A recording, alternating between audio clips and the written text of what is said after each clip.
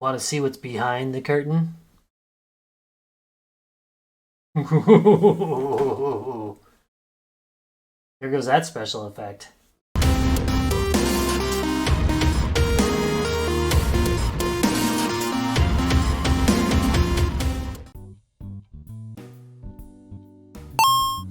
Hey there, real gamers and gatekeepers. Retro Rob here, and guess what it's time for? Haven't done one of these in a while. It's a handheld game system. It's the RG350M, and it was sent to me courtesy of TomTop, and I'll put a link down below to it. But this is I guess it's a sequel to the RG350, but not really. I mean, it does improve on some things. We're gonna go into that quite a bit in the video, but not in other things. But the really big improvement is it's like made out of a piece of aluminum. I mean, it's really neat looking. Comes in a couple different colors too. I think there's a rose, a black one, and then this one I believe is a silver one that they sent me. But let's just get going with the front of the box.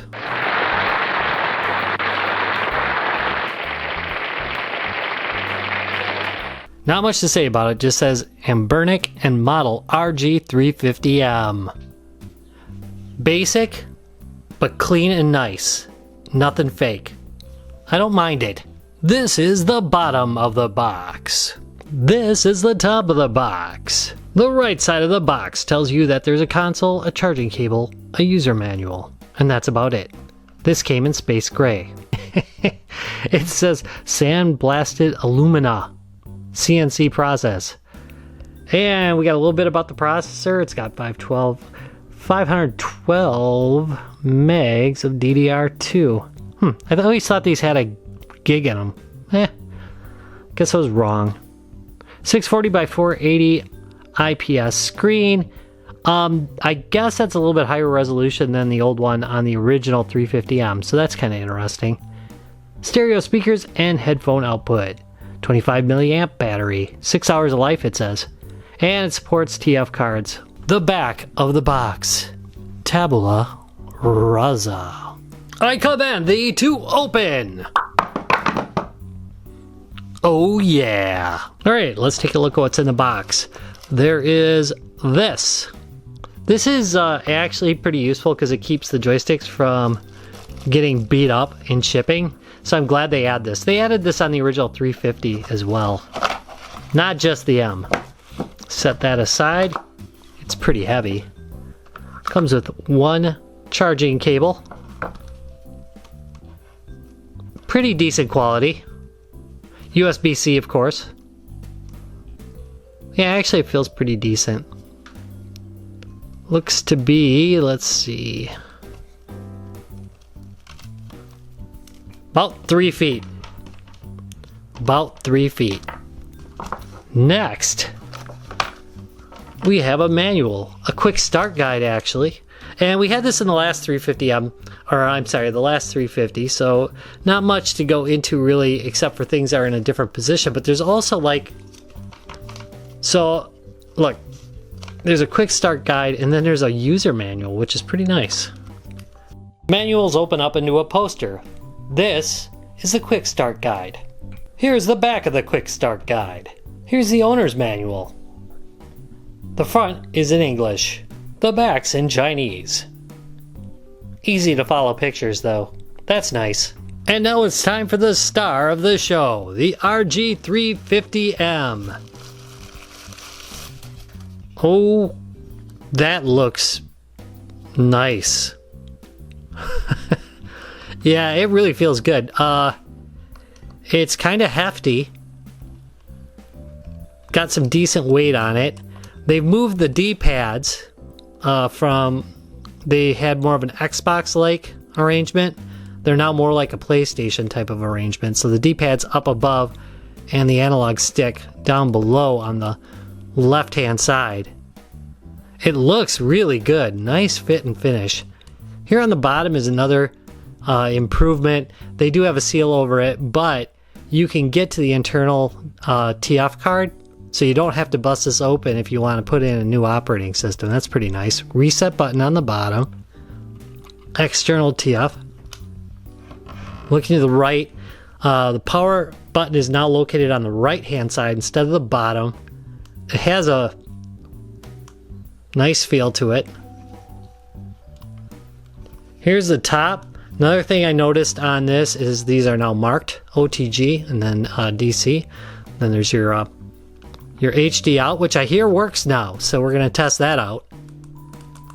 Right one, right two. I'm sorry, right one, right two, left one.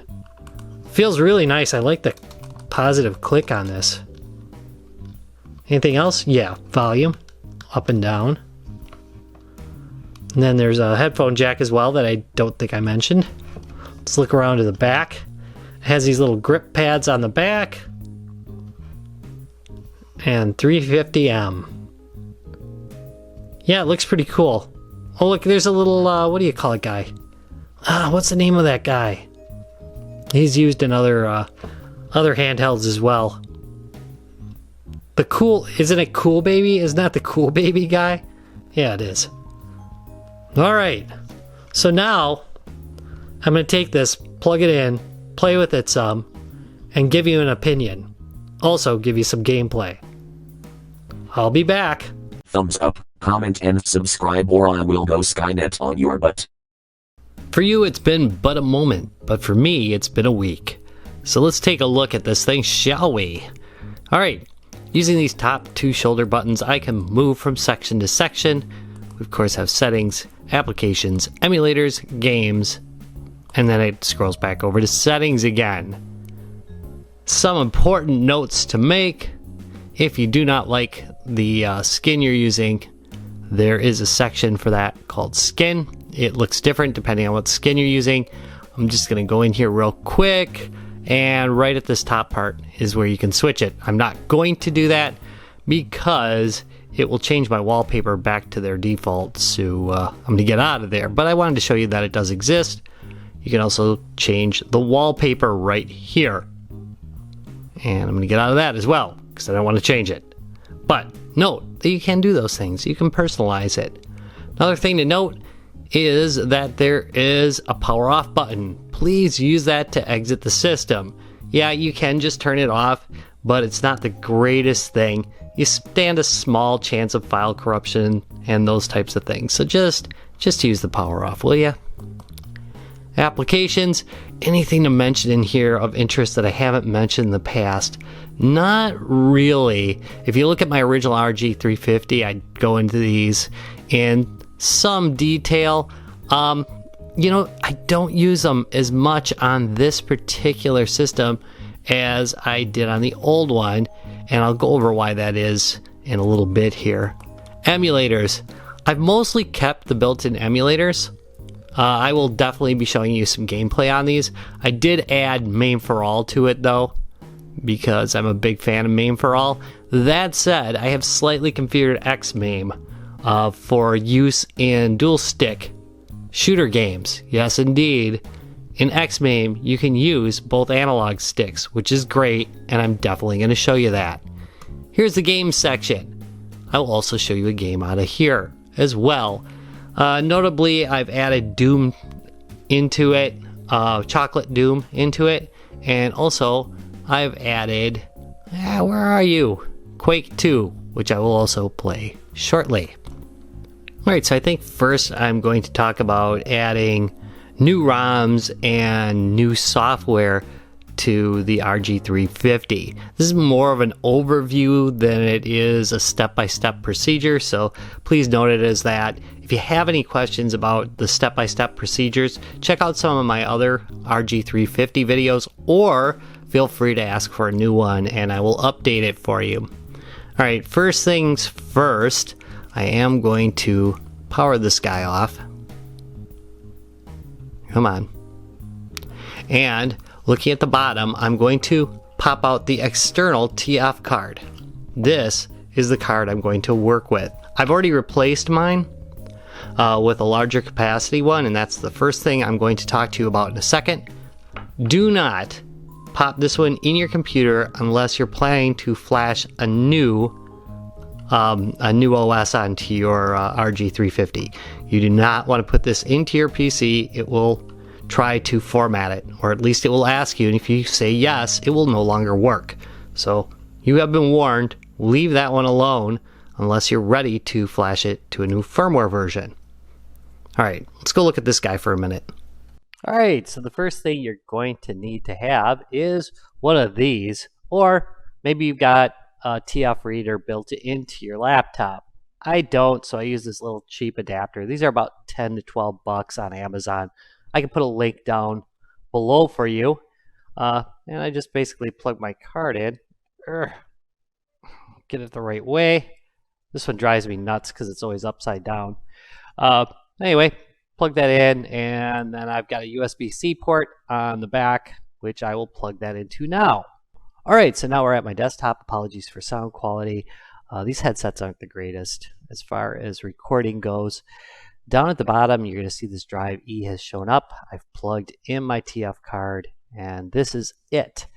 A couple of mistakes I made right away is I used a 64 gig card, which is fine. You can do up to 256, but I formatted it as exFAT. You cannot do that. You can't do NTFS, but that's the only two options you get by default. So you need to use something like Disk Genius here. I'll double click on that and hit yes. Data is precious. Operate carefully. Absolutely do. Do not use this willy-nilly, folks. Anyway, I've got this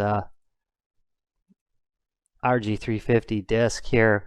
Notice the size. Keep an eye on capacity to make sure you're working with the right disk. I'm not going to destroy this one, but I do want you to know that you can format the partition, and the format type you want is FAT32, which again is not a default option for this size of a drive in Windows 10. That's number one. Number two, let's look at the file system here. I'm trying to think if there's anything else. No. All right. On to this, the file system. Let me break this up a little bit. There we go. So you're not just seeing all desktop. There we go. We've got apps, MP3, MP4, and ROMs. I think it's pretty obvious where things go. If you drop an OPK in here, it will show up in the menu system on your RG350. It will automatically know where to put these. So like if it's an emulator, it will put it in the emulator section that's coded into the OPK. So you drop your OPKs here that you've downloaded, and they will automatically install. They'll automatically show up, and they run off of this. So if you don't have this SD in, or I'm sorry, TF in, it won't be there anymore. Finally, there's the ROMs arrangement. I've got a section for Doom WADs, and then I've got sections for all the different ones. You can do whatever you want because you can browse to them. The only exception is going to be the MAME, XMame, and I'll show you that in just a second. All right, so I've plugged in. I've got an IP address of 10.1.1.2, and I'm going to use this program called WinSCP. I personally use FileZilla for mine, but I had a couple people that did not follow instructions and installed McAfee on their systems. So I'm going to use this one, which has no chance of installing CRUD unless you install it from a bad site. I'll put a link to a good site to pick up the software down below. All right, so here we go. I've already got this set up. It's root at 10.1.1.2. You can see you don't really have to set any of this except for the host name and the username. So I'm going to go connect to it. And there we go. And I'm in the wrong spot. I have some, there they are, shortcuts. And I'm going to, right here, media, data, local, share, XMame, XMame 69, ROMs. And as you can see, this is where I drop my ROMs. Now, in a perfect world, I could rename this ROM directory, and I could make a using files, I can make a new link. And that would work, and it should work. But again, for some reason on my system, it did not. So I did it this way. I took my dual stick shooter games and dropped them right into this folder right here. And now it will pick it up and play it. So there's not a lot else to say about that. Pretty simple to do any way it goes. And that is about that. Alright, so now that I have my ROMs placed in the correct spot, by the way, you could probably put a lot more ROMs on there, but really, really watch to make sure you have enough space on the SD card, because you're putting it on your system one, and that could cause problems. So be safe, folks. Right shoulder button right here. Notice how nothing is showing up yet, but once I go to 69, the first time you do it, stuff won't show up either. So what I ended up doing is I hit start and it refreshed it. Another thing, if they don't show up, it is possible that you are in one of the other sections. They have like an all games section versus available. See that? Right there. That is a function of the left shoulder button. So make sure you got that. I'm not a real big fan of XMame because of the way their menu system works. Really, any modern piece of software should allow you to browse out and change the directories for your ROMs. I think that's just annoying as heck that they don't allow you to do that. However, XMame does work quite well. That's kind of a big deal. But I still prefer the other one, but I can't do dual stick shooters with it. All right, I think I have talked enough about how to get games on here. Maybe it's time to play some games. So the main reason, of course, that I would put up with XMame at all, considering it's pain in the buttness to hook up, is to play dual stick shooters with dual sticks. And indeed it can do it. Come on.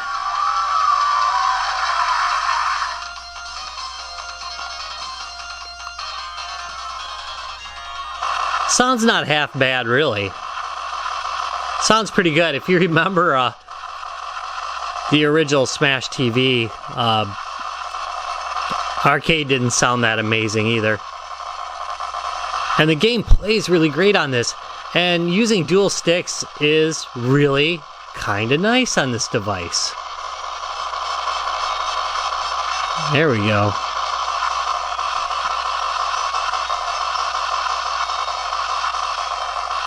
And we'll just whoop this level real quick. Yeah! For the next thing I want to show you. Now, you're going to need to go to the MAME menu, not main menu, the MAME menu. I guess it's the main menu. And you do that by hitting the left shoulder button, select and start. And then you can set input for this game. And I'm going to hit A real quick. And you see player 1 right, up, down, left, and right.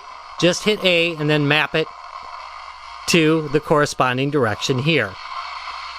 Important to know. I'm gonna get out of here. And once you want to quit XMame, I love that the game's still running while I'm doing this. Once you want to exit MAME, or this game in MAME, then it's both shoulder buttons, A and B. And there you go. Back to the main menu. Pretty darn nice. No problems there. Alright, here we have Final Burn Alpha. And what's so cool about this is that we can adjust the rotation. And notice how I've got it at 180. And the reason I'm doing that is so that I can do this. And here we go. Playing 1943 the way it's meant to be played. Except I got the volume way up and it sounds like crap. There we go. Much better.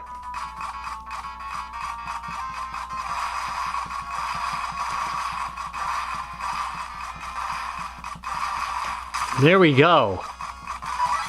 This is a trick I first saw on the GP2X, and I was really impressed with it. And this feature disappeared like forever from game systems. And on the RG350, it's back. So this is really cool. I like this a lot.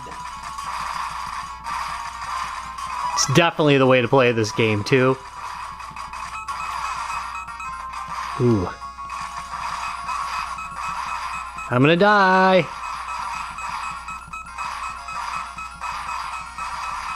Maybe not. Yep, probably. Oh, there we go. Alright, let's go on. And here we have Bobble 2. One of my favorite games, by the way. And I tend to endlessly play it on this particular channel. Alright, so most games, actually all games that I've tested out on the NES seem to run just fine. Haven't had a lot of problems with them. There is one thing I don't like. I don't care for this aspect ratio much. And you can hit select and start and you can go into settings and change it.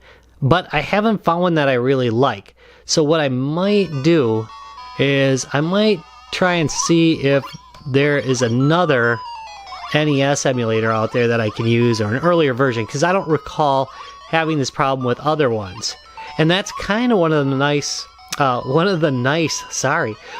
things about this game system is if you don't like something, well, just change it out and see if that works better.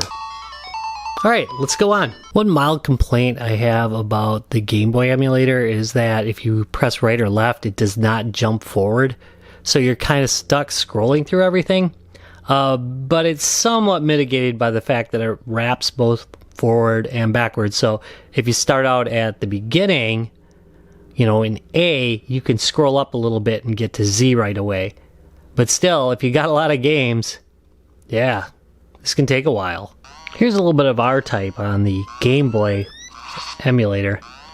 As always, I'm really surprised at how many ROMs don't seem to run right on a Game Boy emulator, you know? Just, how is this not right yet? But a lot of them do run, and for the most part, it's an enjoyable experience.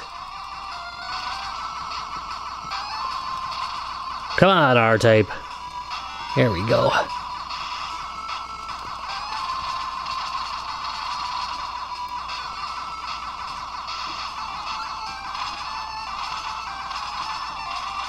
So, if for some reason you do not care for the little Game Boy overlay that it has, wait, there we go. You can go to settings and you can change things out. So you can just go to full screen. There we go. And play the game in full screen.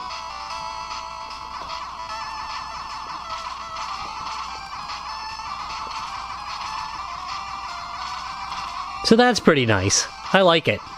I think it looks better this way, and I realize some people just hate that, but to me, it looks better this way. Mr. Driller on the Game Boy Color. This is good stuff. Ah yes, Mr. Driller. I've had a lot better luck with Game Boy Color on this system than I have with just the regular Game Boy. Which is kind of weird, don't you think? It might be my ROM sets though. I keep some really rotten ROM sets around, and I did not use the original ones. By the way, that's another note. This system comes with thousands of ROMs installed. I'm not using, for the most part, the original ROM set that came with it. See, I might have better luck with the ROMs they included. Might want to test that first. And not just tear into the thing like I did. Come on. There we go. Level clear. I'm just going to mention it because it's kind of unusual. This emulator, you use the left shoulder button to exit. Just weird. There are 2 Genesis emulators on this system that come in by default. There's the Genesis Plus and then there's the Pico Drive. I've had better luck with the Pico Drive than I have with the Genesis Plus, but your mileage might vary. And I think this emulator just works great. You know, you generally don't have problems with Genesis emulators. It really seems to only happen with the emulator hardware. Come on, you. There we go.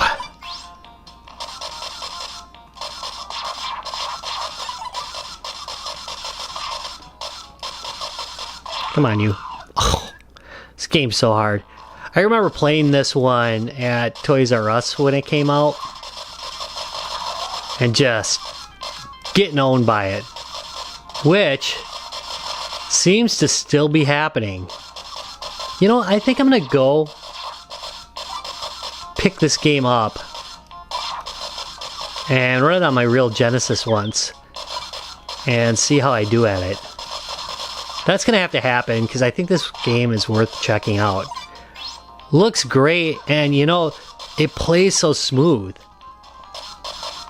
Really, great stuff. All right, ooh, let's go on.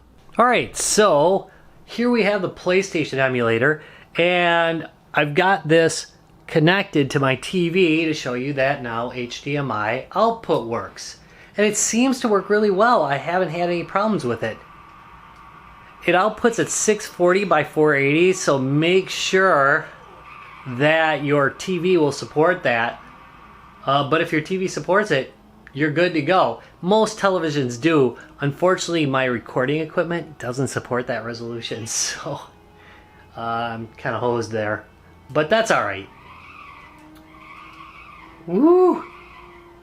Out of control! I think it looks quite nice.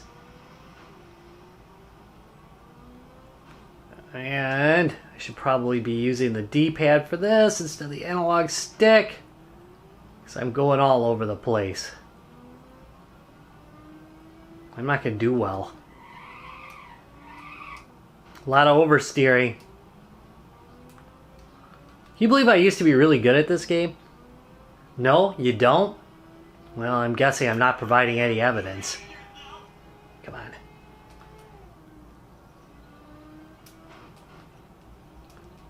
PlayStation graphics, for the most part, really haven't held up. But I will say that these games look really good on the small screen versus blowing them up like this. But that said, PlayStation is about the highest level of emulation you'll do reliably on this handheld, and you can see that even projecting it to the full screen, it's really having no problems handling itself. It does quite good on PlayStation emulation. No complaints there. Oh no, it's the final lap and I'm doing terrible.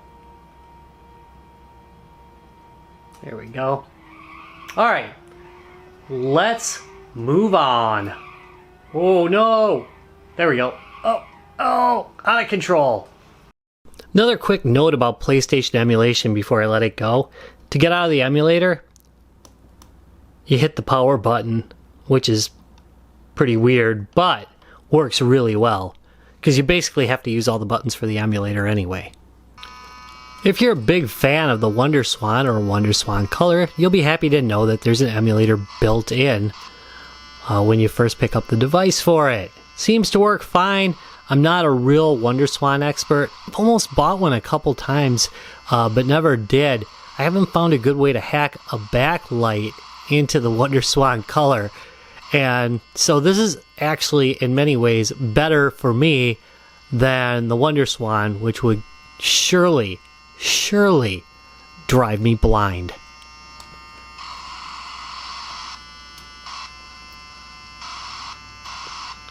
Exciting game. No, really, it's pretty good. Final Lap Twin's alright. Oh man. There we go. Alright, a little bit of Street Fighter 2 on the Super Nintendo Entertainment System. Played poorly. Another one of those games that I used to be really good at that I have aged poorly at. Ugh.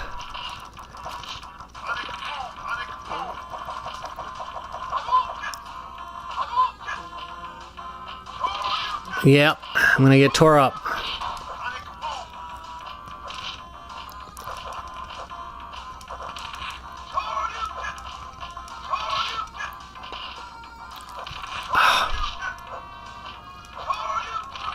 There we go. Nice. At least I didn't completely embarrass myself.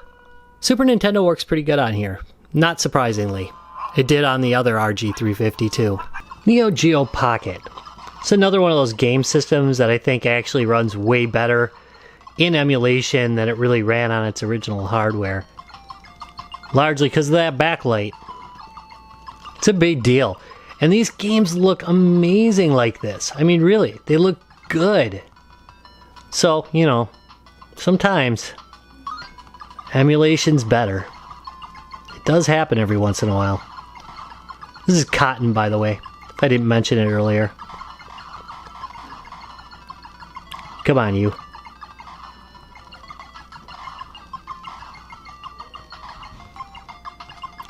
No! Look at that bomb cracking me up.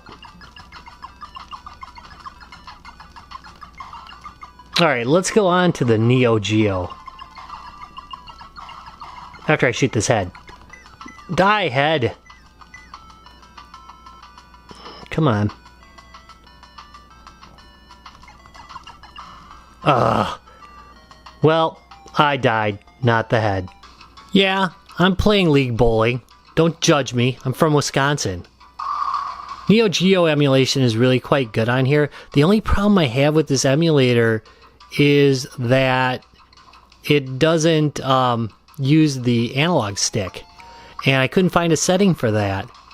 I could have swore that the old version of it did, or at least the version I had on my other RG350 did. So if anybody knows out there, is there another version of this that has the use of the analog stick? Let me know in the comments down below.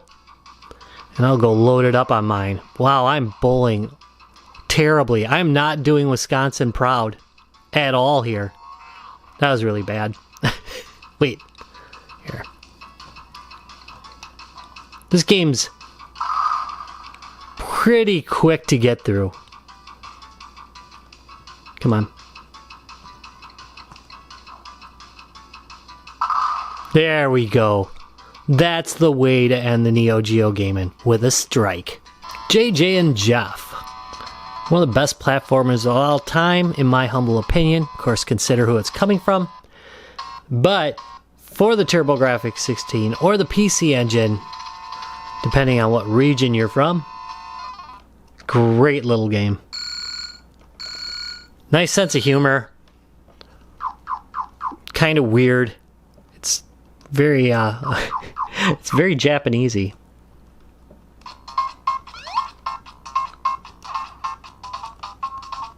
Come on. Give me my free stuff. I hate when I kick that. And I do it all the time, and it's almost always not something you want. I can also spray. I'm not going to make it in there.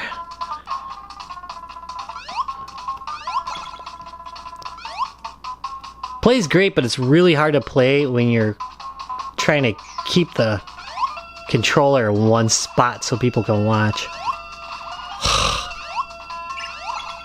There we go, that helped.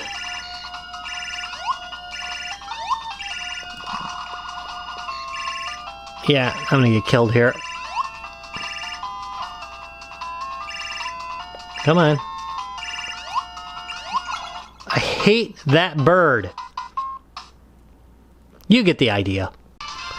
It's Metal Slug for the Game Boy Advanced.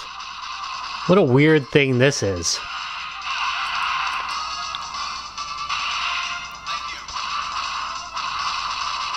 Aw, come on.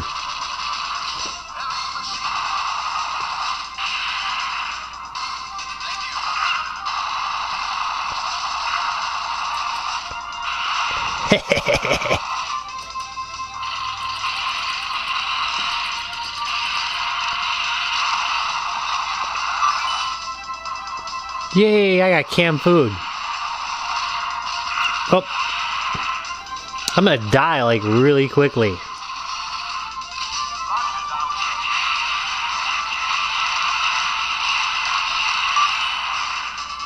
I got another card.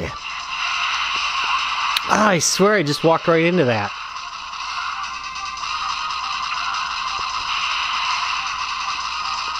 Another one of those games that's so hard to play. And you're trying to hold the controller upright. Come on, you. Die for the audience. Thank you. Alright. I got more to show you. Alright, well, I've shown this before, but the RG350 is really a fun system to play Quake 2 on. It plays really well, thanks to you being able to use both sticks. And so far as I know, it's the only one of these little handhelds that'll do this. And look at how smooth it runs. I mean, it really runs great. Which is kind of funny considering that this looks way better than most stuff that the N64 does. But yes, I realize the emulation difficulties of the N64. I just don't think in the future that it's completely out of the realm of possibility for you to be able to run that. But remember, this is a little bit different. This is actually some native... It's really a native program reading the maps from Quake 2. There we go. Freaking great. So definitely something to check out. If you get this, definitely grab Quake 2 and try it out. Your friends might be impressed even. Who knows? Here's Streets of Rage Remake. And this is a port to OpenDingux, and there's a lot of different stuff like this. In fact, that Quake 2 game was really a port over to OpenDingux. And like I said, there's a lot of developers that make kind of interesting little titles like this. Some are specifically for it, some are not. And a lot are kind of just remakes of classics. But really, I mean, it's a cool thing to have. They run nice, and it gives you something extra to play and try out. So that's pretty cool. Come on. Get beat up. Oh, I hate this guy.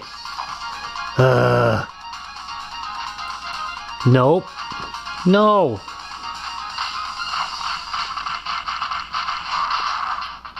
I don't want him shooting me.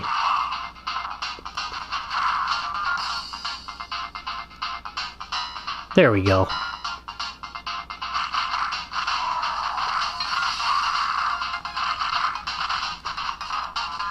I suppose we should wrap things up.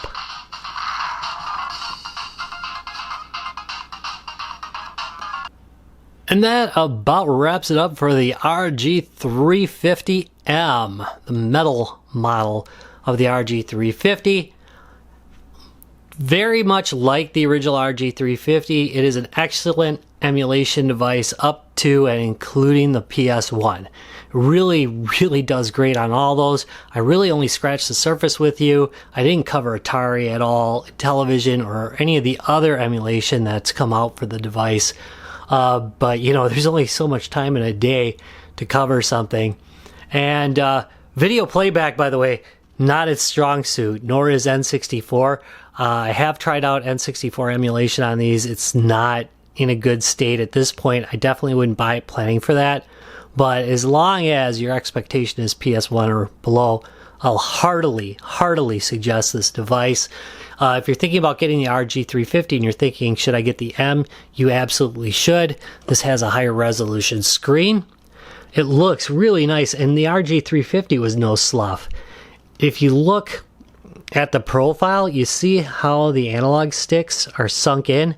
That's a really big plus as well. Prevents them from getting damaged or having problems just sticking out. Feels really good now. They have moved the analog stick from up here to down here. I think I mentioned that earlier as well. Another big thing is the internal SD card no longer needs, you no longer need to open the thing to get to the internal SD card. That's a pretty darn big deal. And I think that the metal just makes it feel and look awesome. I mean, it's a really, truly striking device. I would definitely say if you're going to get the 350, you might as well get the 350M. That's the way to go. And that's it. That's all I really have to say about it. I want to thank TomTop for sending this one my way. Really appreciate it. Also, I appreciate you guys watching. If you enjoyed this video, please give me a thumbs up, subscribe for more. And then one other thing, if you do have any requests, if you want to see anything run on this, let me know. Or how to do something, let me know in the comments down below, and I'll definitely try and get to that for you. See ya!